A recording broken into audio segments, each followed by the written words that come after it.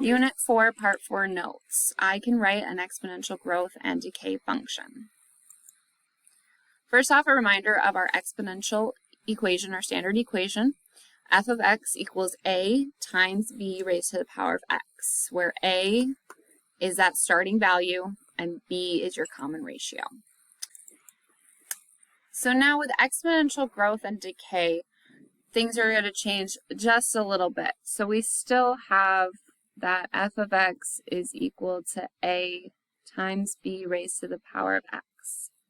A is going to stay the same. It is your initial value, but the way we're going to find b, our common ratio, is going to change a little bit.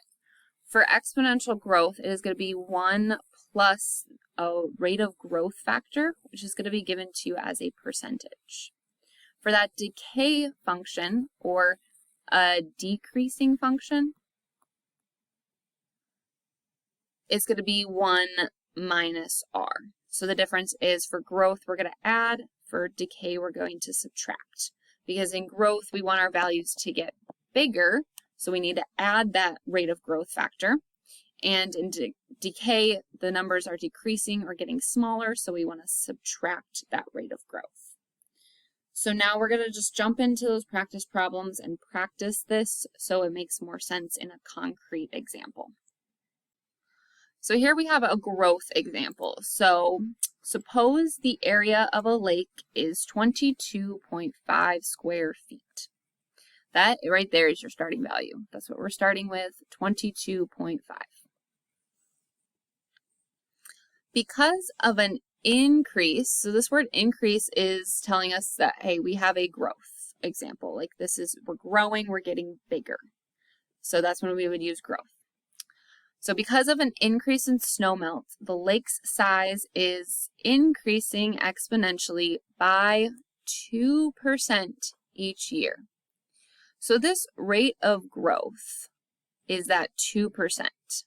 So this is the new piece. This is that rate of growth.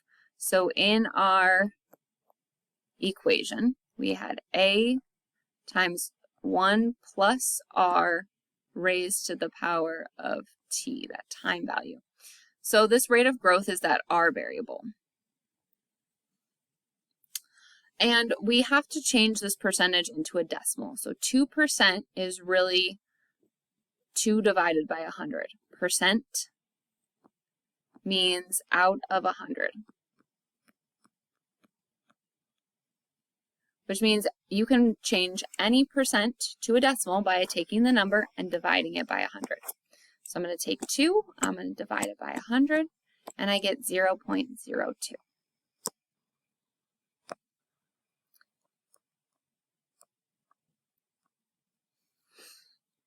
So now our common ratio is going to be 1 plus r. It's going to be that amount that's in the parentheses.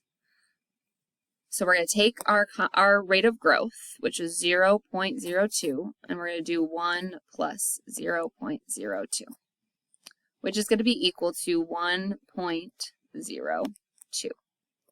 So that is our common ratio.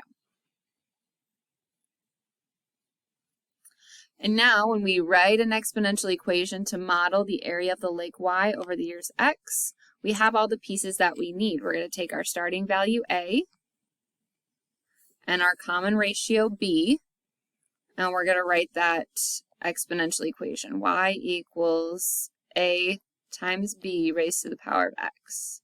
So we just have y equals a, which is 22.5, times b, which is 1.02, raised to the power of x. So it's very similar in the process of what we have been doing. We're just adding in that rate of growth in order to calculate our common ratio. So now, using this equation that we have written, how many square feet will the lake be after 8 years? So that is saying if x equals 8, or that t time value, just that exponent there, if that equals 8, what would our value be?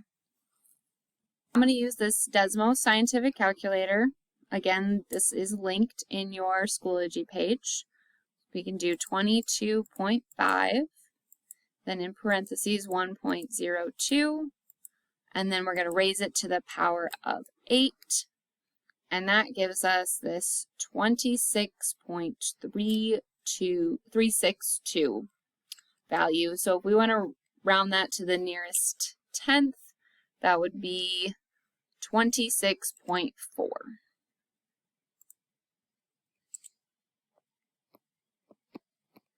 So it'd be 26.4 square feet.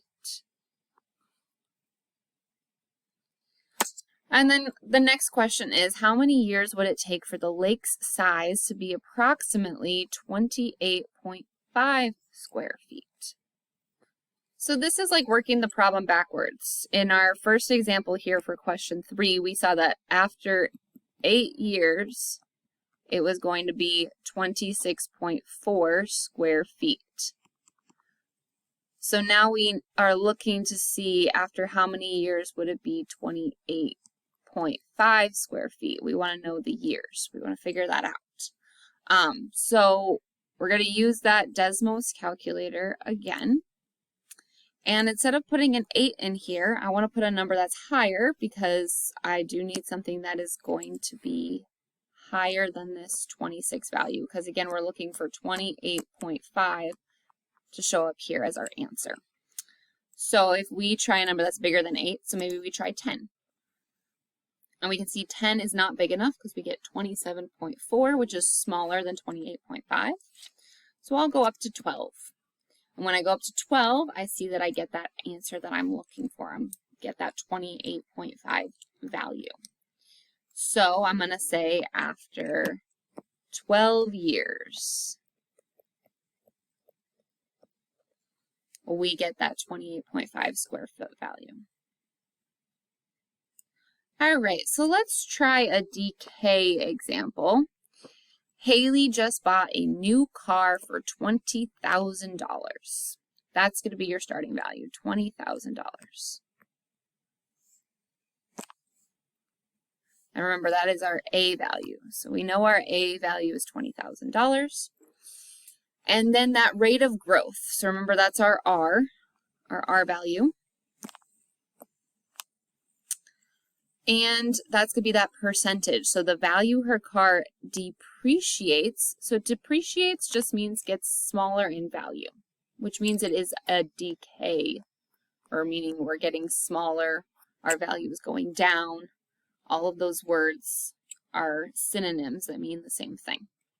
So the value of her car depreciates exponentially 15% each year. So that is that rate of growth, 15%. And remember, we need that as a decimal. So we're going to take 15 divided by 100, and we're going to get 0.15.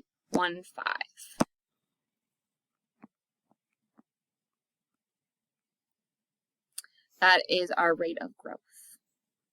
Now our common ratio, our B value, is going to be 1 minus that R value. And we're going to subtract because it's decay. We're doing minus because it's decay. So we're going to take 1 and subtract our R value. So we're going to do 1 minus 0.15, which is going to equal 0.85.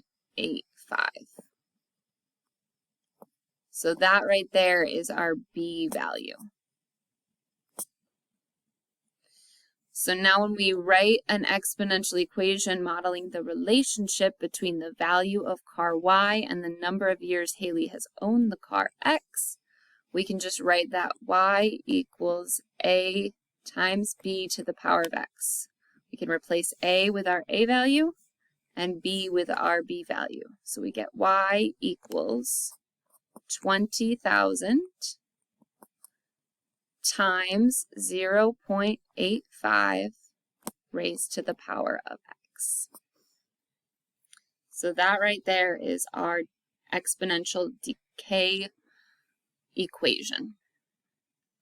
Now, using that equation, how much would the car be worth after 10 years? So we're saying if X is equal to 10, how much would the car be worth?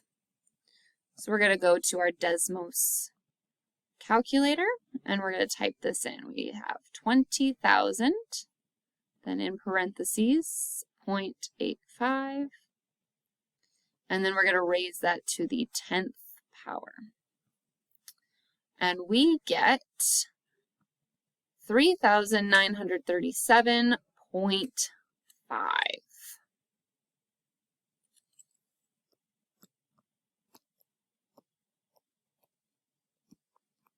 So that would be about how much her car would be worth after 10 years. And then our next example, if Haley decided to sell her car after owning it for 20 years, how much would the car be worth? So again, we know the years, so we know X is equal to 20. So we can just go back to our calculator, replace that 10 with 20, and her car would be worth $775.19.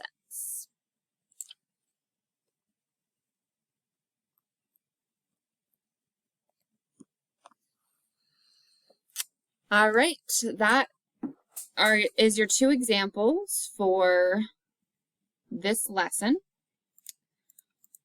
You can go ahead and do your practice. In the practice, you're going to circle if it's growth or decay, and then the rest of the problems are very similar to how we did them together in class.